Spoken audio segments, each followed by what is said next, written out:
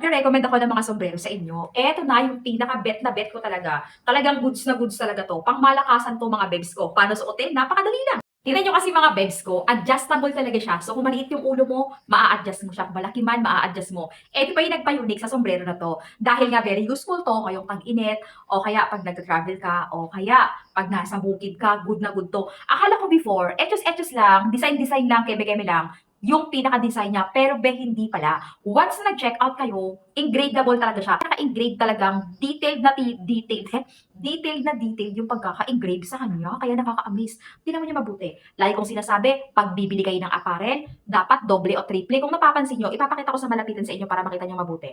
Kung napapansin nyo, sinasabi ko lagi, triple o doble ang tahe. 1, 2, 3, 4. Tingnan nyo yung tahe, apat. Apat na tupi, baliktaran, harap, harap at likod, apat ang tahe. Napakaganda ng pagkaka-engrave niya, yung pagkaka-board niya, napakaganda.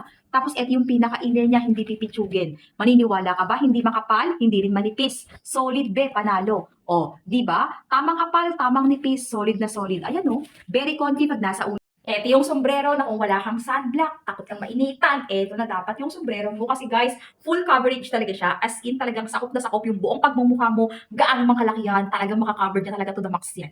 Okay, eto yung pinaka-appearance, napakaganda.